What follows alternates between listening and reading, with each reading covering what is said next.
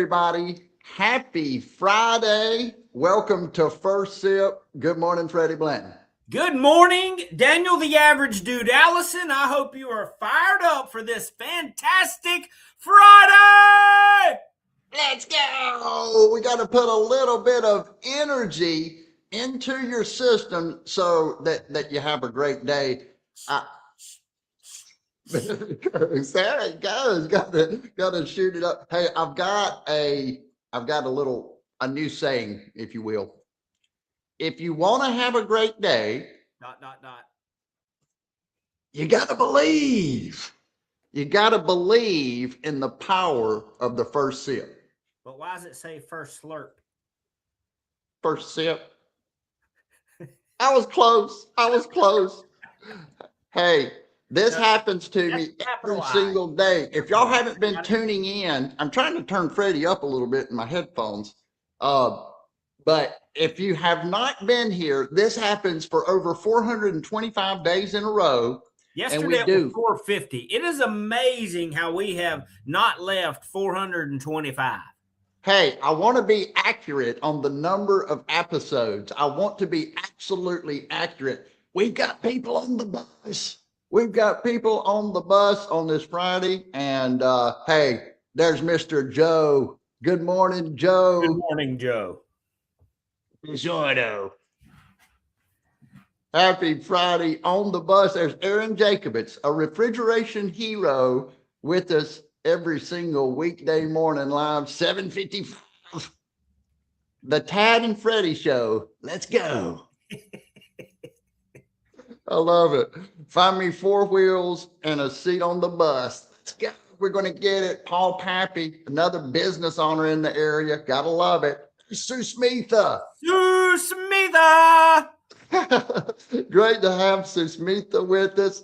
Aaron Jacobitz. Energy causes slurping, not sipping. Hey, and when you think of that right at the end and you're trying to do it in a hurry, that happens too. So. But we got it up there.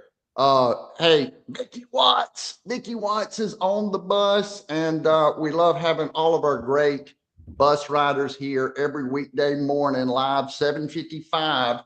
Freddie, how you feeling on this Friday? Did you get your workout in? Did you get the body moving this morning? Man, yeah, I went to D1 5 a.m. class, and it was a good one.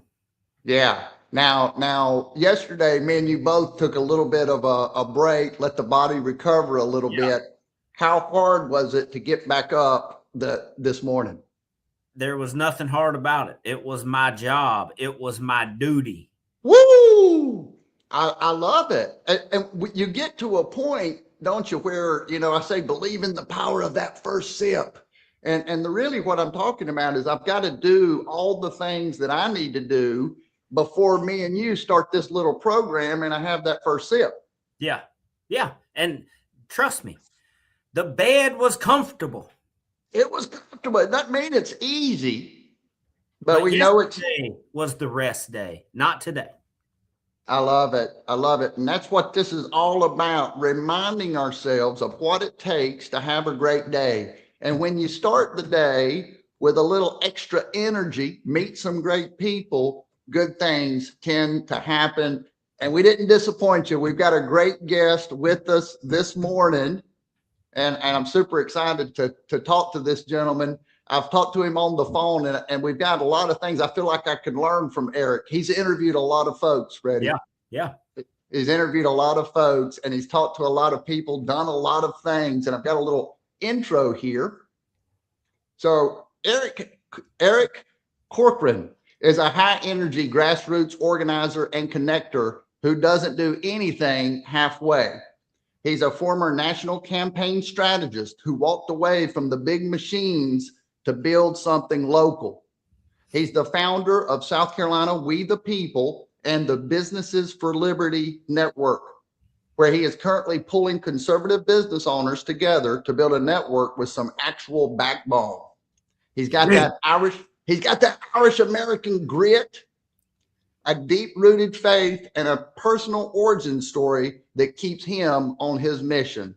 He's a guy that knows how to get people in the room and get their energy right, ladies and gentlemen, Eric Corcoran. What an intro! I mean, I feel slurped up and sipped up. I'm ready to go here. Hey, it kept getting longer and longer the more I was trying to get everything in there. But hey, really a pleasure, an honor to have you with us this morning to talk a little bit about your career and all the amazing things that you've done. What keeps you so energetic and fired up every day? You've got great energy, Eric. Oh, well, thank you so much for the introduction. And I'll just say, firstly, my faith in the Lord. I can't imagine going through life without him. And secondly, the fact that I wake up every day in the greatest country in the world, the United States. You know, I went through 18 years of legal immigration from Ireland. And I say that very strongly, legal immigration. And I love this country and the freedoms that we have here. To me, it's a gift. It's not a right. It's a gift that I get to live here. Yeah. Now, were you not offended about having that American flag back there? Like, oh, hey, should I worry about offending somebody on first sip? Well, then I wouldn't be a good guest then. That's right. I'd be like, sorry, folks, we made a mistake bringing this guy on. Sorry about that. Yeah, right away. Let me ask you this. You know, a lot of what I did as I was reading about your career and kind of learning about some of these terms and things, I thought I'd love to hear your definition of liberty. When you think of liberty, we all think freedom, but you've talked to a lot of people, and that's kind of businesses for liberty. What is liberty? You know, to me, it's a very simple concept. It's the right to have your own opinion. It's the right to agree to disagree. It's the art form of being able to say, I am an adult with my own opinions, and I should be allowed to express them, and I should be allowed to live them out. And I think, I mean, where I'm from in Ireland during like COVID, my grandmother lived through World War II, right? And she said she had to fight as a 96-year-old just to go to the local grocery store. And the fact that you couldn't agree to disagree during that time was crazy. It was almost illegal. So here in the land of the free, the home of the brave, Benjamin Franklin said it's a republic if you can keep it. And we have to live that out. Absolutely. And you talked a little bit about Fred, do you have a thought? Sometimes I get into my questions. No, Eric. keep going. I'm all ears right now. Yeah, I was thinking back to, you know, your origin story, and I think your patriotism comes from really a deep place, and I think that's a powerful part and where your passion comes from. Tell us about your dad, and I watched that interview and kind of where you got this. I'm so proud of my father, yeah, John Henry Corcoran. So we literally came to America because of ministry. You know, we left that little town, Tipperary town. The only reason people know about it is the song, It's a Long Way to Tipperary. It was a World War I, World War II song. In fact, I think it's in some movies.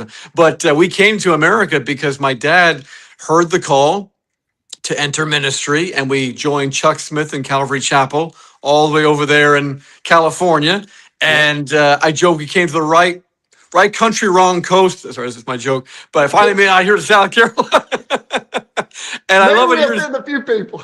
Exactly. But yeah, I mean, when we got here, it's like our whole world opened up, you know. And I remember we flew into the Sea of Lights in Los Angeles, California, LAX airport. And God just had us on a mission. It's funny, people say, oh, you got to go in the mission field. We're in the mission field here, the United States. People forget that. I like that. Yeah. I love all of that, and I'm trying to decide where to go next. Fred, you got something? So what was your first impression of California? Massive, you know, like we only had a couple of lights in our town, you know, so the Sea of Lights and just constant go, never sleep in place. You know, larger than life, I suppose, would be the first things. Like wow, I feel like I'm in a movie. I think that's how we all felt. And tell me, one of the things that I'm just curious about, Eric, is your interviews. You've interviewed a lot of folks that were going for some big positions and that sort of thing. Tell me about what your thinking is before you start doing something like this and talking to someone. Yeah, actually, I've gotten all the candidates for governor of South Carolina to agree to sit down with me. That's the most recent series I'll be doing. And my whole thing is I want to ask heartfelt questions in search of heartfelt answers. Doesn't mean I'll get them, but I'm going to do my darndest to just get past the talking points. And I'm sorry, but the boring, scripted, and gotcha interview, nobody wants to watch those. People want to watch people sincerely asking from a sincere place to get sincere answers. So I would just say, I want to have a normal conversation with people. Like, I want to ask questions people are actually thinking rather than, like I said, the talking points. And I'm the same way. You know, I love to kind of be real and talk about the truth of things. And we are all so familiar with what a facade feels like, or when we're faking. And I mean, and in the political world where it already has that kind of that vibe of we've got to say it and it's got to look right, man. If you can hit on that being relatable, and as a matter of fact, let me ask you this: you've really built some great rooms. You some large rooms. You put over 700 pastors together when you're working with Ted Cruz. What does it take to find that common ground amongst a wide variety of people? You know, years ago, I went to Charleston Southern University, and our vice president, I'm going to give him a shout out, Rick Brewer, said, keep the main thing the main thing. And I think so often we get so distracted. I mean, goodness, we live in the world of distraction. You know, we have notifications on our phone, notifications and everything. But I think if we can keep our core values and our mission solid, and we do not yield, we do not change. We like, for example, Businesses for Liberty. All of our over 300 businesses are pro-life, liberty, history, Second Amendment, America First. So I think if you just have a clear vision and you don't deviate, people see that and they go, wow, this is the real thing. This isn't someone who's going by what's popular. Absolutely. And one of the things that I know, Fred, go ahead. Through your experiences, what helped you narrow down those points for the Businesses for Liberty? Oh, great question. Goodness. Well, I would say 6 years ago when all the crazy, I mean, I feel like you could write a book about 2020, right? You could write a movie. You could do, you could do a lot of things with 2020. But I realized there's either two reactions. We were either just going to react to everything happening, or we were going to have a plan productively to fight back about what was going on in the country. And I thought, well, to be a modern day patriot, I really do think you do need to be pro-life. Yeah. I mean, everything comes from birth. We all came out of the womb at some point. Then I thought, well, we got to have liberty, you know, medical freedom, all religious liberty, all those things. So that was the second one. Then I thought, well, I put my life on the line for history. And if you remember all the monuments being attacked in 2020, I stood in front of BLM and Antifa and in a very peaceful way said, hey, you can't destroy history. We got to learn from it. The good, the bad, and the ugly make us who we are. And I thought, well, if you are going to just disregard history, we can't learn from what's happened from before. So we got to defend our history. Second Amendment, you can't have a First Amendment without the Second Amendment. And so we got to defend the right to bear arms, not just for hunting, as you both well know. And then finally, America First, not just a slogan to me. We got to take care of our own people. We got to take care of our local business owners, families, nonprofits, before we can take care of people around the world. Absolutely. I'm sure you've seen and picked up on patterns in people and in businesses. I mean, I've seen you on your LinkedIn. You've interviewed a wide variety of business owners and doing a lot of different things. Have you picked up on a lot of patterns and things that maybe successful people have in common? Yeah. You guys are nailing the questions this morning because these are great. So many not great questions out there, by the way. No, these are good. So I'll just say this: people want the real. A lot of these business owners, what they're tired of is you guys see it on Instagram or wherever, these perfectly coiffed videos, HG lighting, everything. It's not relatable. It's not real. And I think in the world of AI, and I'm not Mr. Anti-AI, but I will say this: we cannot lose our voice and just say, hey, AI, do this for me, do that for me, give me an AI model. No, people want to see humans. They want to do business with human beings. And the more we can get back to that, and hey, I know Tom, Eric knows me, like we know each other, I think this world is craving that. They want community. They want intentional connection. They don't want this stuff that's e-commerce all the time and nothing to do with an actual relationship. Yeah, that's what real business is built on. Relationships, trust, honor.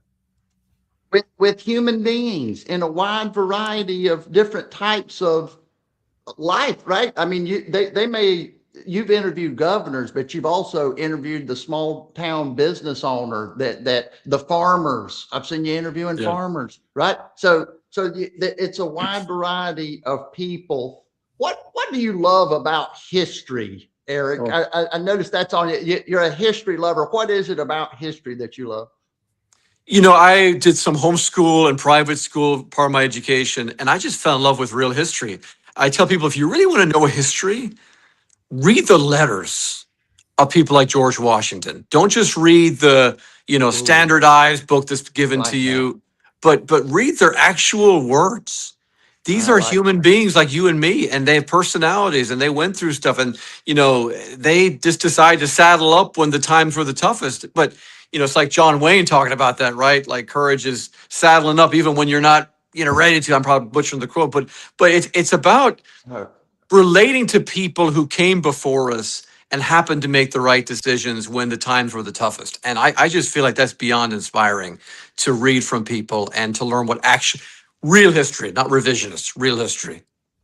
I love that, right? You see a different part of them. You see the human being, and then you can relate to the human being instead of it being some figure that did all these great things. I'm going to look up some letters because I know Yes. that would personalize it. Yeah. Yeah. I wrote that down also. Yeah, that's a Yeah. good one. Let's do this. And thank you for the comments too. I see some great comments there, but I'm trying to keep my mind here going. Let's loose it. Do you know what that is? No, tell me. That now see, this is when I may have made a mistake. I think didn't you and your mom start an application where Oh, okay. Yeah. Sorry. Yeah. Lose, not loose. Lose it. It was our. see, okay, see, don't lose it. Don't lose it. Sorry about that. But I wanted to, all these great things, the health aspect coming into this same idea of everything else that we're doing. Talk about the importance of health. Oh my goodness. I mean, my mother has so much respect for her. She goes all over the world helping people with just understanding real nutrition. And I think there's a lot of patriots out there that are very unhealthy. And I joke, if you're going to go to fast food all the time, you're probably getting the most woke food too, the most globalist. Why not get stuff that's made from local business owners? It's going to be much healthier for you. And you are what you eat. You are what you drink. And I think if you're putting in, gas station food in your body, and look, I get it. When you're traveling a lot like I do, it's a battle. So for example, when I go to a gas station, I'll get the Kind bars. Kind bars don't have all the extra sugars and artificial sweeteners. And sometimes people go, oh, it's low on sugar, but then it's high on artificial sweeteners. So you have to really look at the ingredients and realize, if you want a high quality of life, you got to prioritize your body. You got to prioritize what you're putting in it. So I'm always thinking about, okay, when it comes down to it, how am I feeding this temple I've been given by God to go and help others? Because people go, oh, it's really selfish and vanity to care about your body. No, it's not. If you look after the temple God gave you, you can serve many more people and be around a lot longer.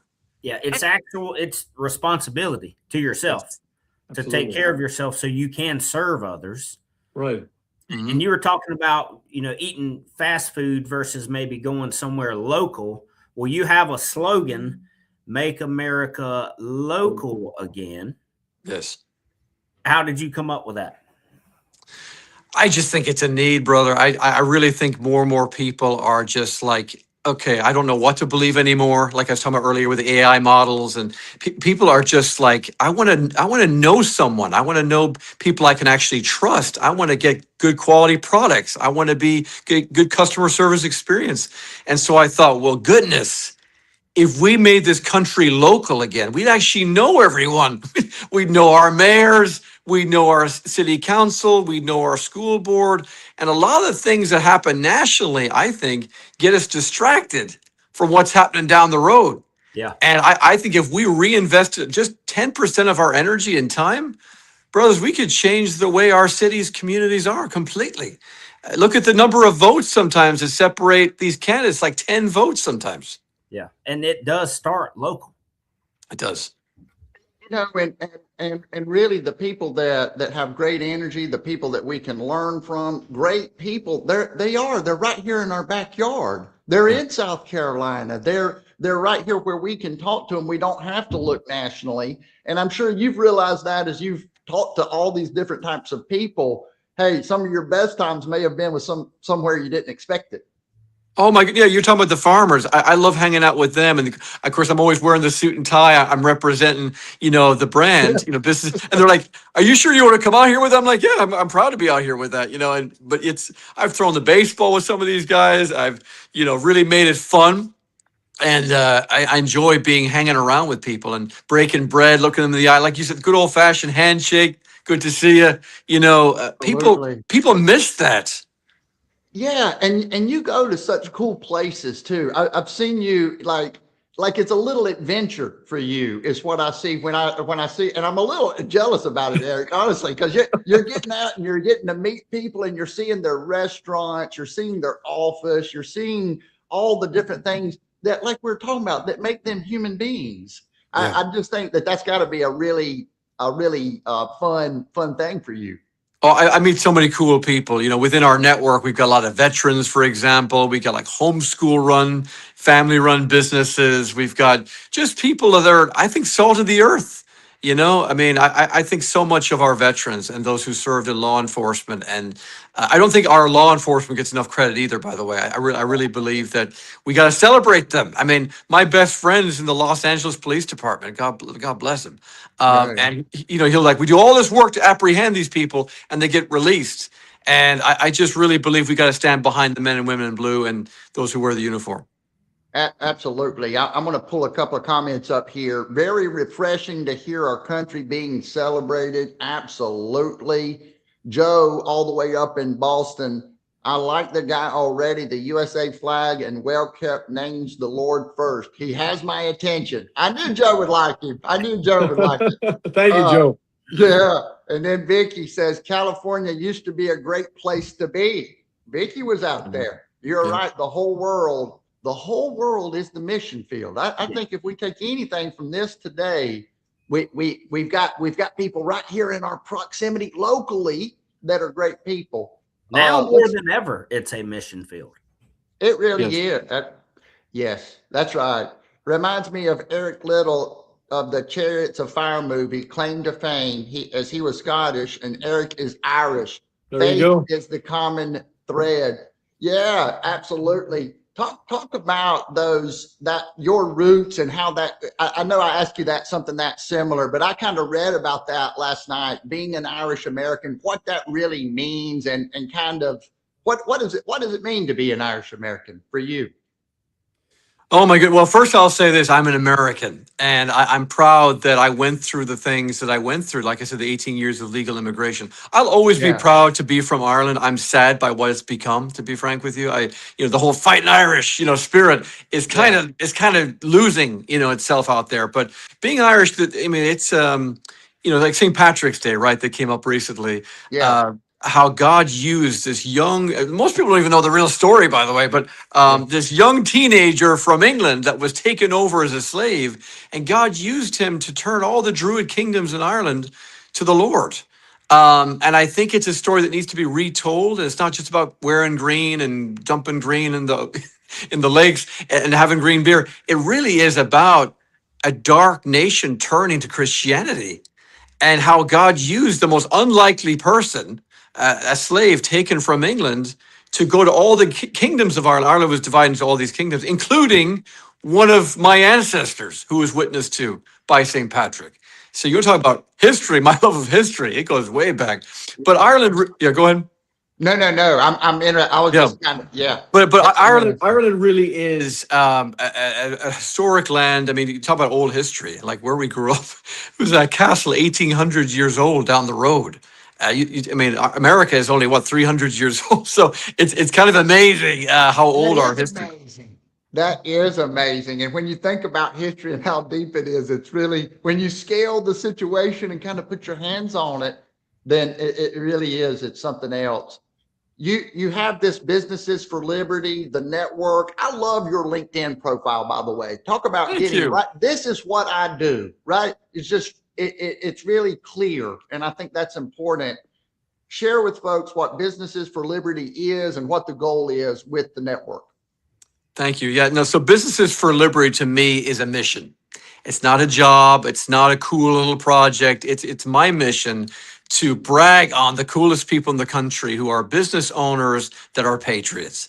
And again, we're unapologetically pro-life, liberty, history, Second Amendment, America first. So my job is to spotlight them every way I possibly can, through interviews, behind the scenes like you've seen, putting them on our directory, getting them seen all over social media, including LinkedIn. But we're on Facebook, Instagram, X, True Social, YouTube, Rumble. I mean, every platform we're on there. So every day I try to find creative ways to say, hey, get to know this business owner, check out what they're doing, support them, they're local. We have a national call every once a month with our members. We do local meetups. We're about to start the Make America Local Again events. Can't wait for that. Just to get all the folks together in small coffee shops and just make it fun. How about that? There was a slogan in the 1990s by UPS, make it fun, make it run. I believe in that 1,000%. I do too. I do too. I've done a lot of networking events, and Freddie knows it too. Oh. When people feel seen, when they're having fun, they say, what makes a great event? It's energy. And what is energy? It's when people feel good, when they feel seen, when they feel real, when they feel comfortable, when they feel connected. That makes a great event. That makes it fun. Fred, what were you going to say? Oh, well, post the link for Businesses for Liberty. Absolutely. I think we're going to have some people interested. Absolutely. Yeah. Let's see what we've got here. Post the link, please. Businesses for Liberty. I love it. I love it. I thought you guys would love that. When I saw Eric, I said, I got to talk to him. I know the real story as a proud Catholic, and Patrick, a Roman citizen, not Irish, to convert the Irish, being one of them, and bringing God's light to the enslaved people of the Jew. I'm sorry for this is unfamiliar stuff. Pray for Ireland. They need to build their soul again, as with other nations like the USA. Joe, you're an informed man. I appreciate that. He knows his history. I love that. He really does. I tell him all the time, Joe's a wise man. We love having Joe on the bus. There's this meet, the Make America Local Again slogan of the year 2026. Yeah, absolutely. Well, hey, this has been a lot of fun. Thank you so much for joining us this morning, Eric, getting to know you. And I think just reading about and watching your videos and all the great things that you're doing for people, that was inspiring for me. So thanks again for joining us. Well, last thing I want to say is I love The Average Dude. I love this show. Keep doing what you're doing. This is part of America being local, getting to know you guys and hopping on. I love reading the comments. So keep up the great work you're doing.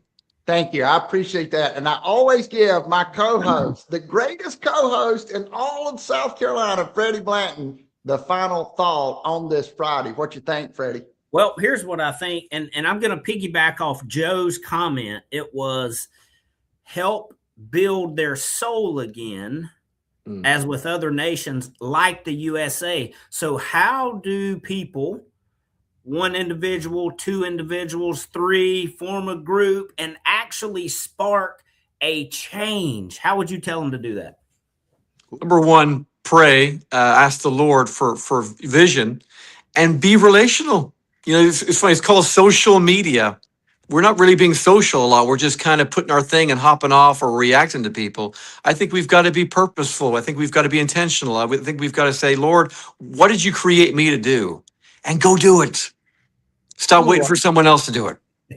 I love that. Great to meet you, Eric. Great to meet you, Vicky. Hey, and a great weekend. We'll see y'all next week live, 7:55. Let's roll. See y'all. Bye-bye.